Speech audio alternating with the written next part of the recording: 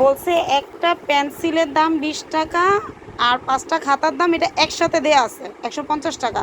আর আমাদের বের করতে বলছে তাহলে 5টা পেন্সিল আর 5টা খাতার দাম কত। তো আমরা আগে কি করব, 5টা পেন্সিলের দাম বের করব। আটকাইতে বললাম তো তোমাকে আমি, স্কেল টিস্কেল কিছু নাই। দেখো, একটি পেন্সিলের দাম, আর কলম নাই, আঠা আঠা কেন? একটি পেন্সিলের দাম 20 টাকা। আগে বের করব 5টা পেন্সিলের দাম কত। তাহলে 5টা পেন্সিলের দাম কম হবে না বেশি হবে? বেশি হবে। বেশি হলে আমাদের গুণ 5 20 100। তো আমরা 5টা পেন্সিলের দাম পেয়ে গেছি। কত টাকা? 100 টাকা।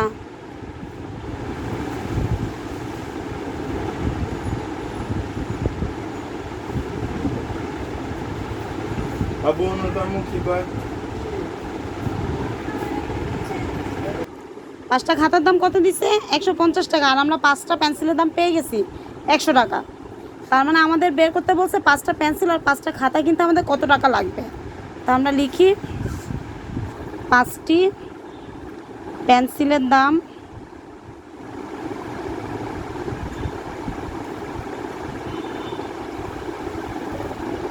দাম 100 টাকা আর 5টি খাতার দাম কত টাকা? 150 টাকা। এখন যদি আমরা এই দুইটা যোগ করে দেই তাহলেই পেয়ে যাব আমাদের মোট কত টাকা লাগবে। বুঝতে পারছো? 0 0 যোগ করলে 0, 5-এর সাথে 0 যোগ করলে 5 আর 1 1 2। তার মানে আমাদের মোট কত লাগবে? সুতরাং মোট লাগবে 250 টাকা। এটাই উত্তর, 250 টাকা।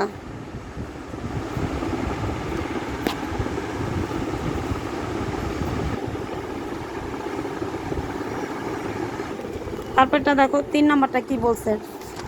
একটি বই ও 3টি কলমের মূল্য একত্রে 95 টাকা। একটি বই ও 3টি কলমের মূল্য একত্রে 95 টাকা। একটি কলমের মূল্য 20 টাকা। একটি বইয়ের মূল্য কত? এখানে একসাথে একটা বই আর 3টা কলমের দাম দেওয়া আছে। এখানে আবার উল্লেখ করে দিছে একটা কলম হচ্ছে 20 টাকা, কিন্তু আমাদের বের করতে বলছে একটা বইয়ের দাম কত।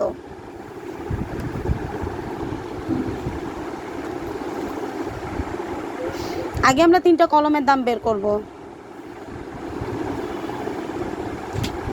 একটি কলমের দাম 20 টাকা, সুতরাং 3টি কলমের দাম 20 গুণ 3 টাকা। 3 20 কত? 60 টাকা।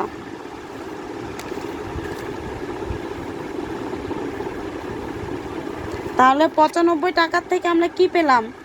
95 টাকা থেকে পেলাম যে 60 টাকা হয়েছে আমার কলমের দাম। তার মানে আমি যদি 95 থেকে 60 বাদ দেই তাহলেই তো আমার একটা বইয়ের দাম বের হয়ে যাবে। বুঝছো কি বলছি?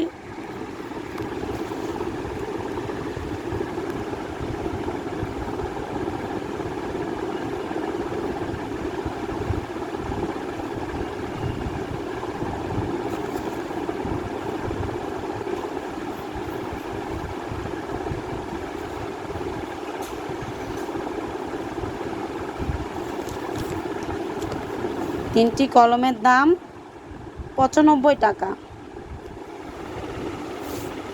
আর আমরা পাইছি 3টি কলমের দাম কত টাকা? 60 টাকা। তার মানে এই কলমের দাম যদি বাদ দেই তাহলে থাকে কি? একটি বইয়ের দাম। কি বললাম বুঝছো? এখন যদি বিয়োগ করি কত আসবে? টাকার এখানে টাকা, 0 থেকে 5 বিয়োগ করলে কি হবে? 5ই হবে। আর 9 থেকে 6 বিয়োগ করলে 3। তার মানে একটি বইয়ের দাম কত আসছে? 35 টাকা। এটাই উত্তর।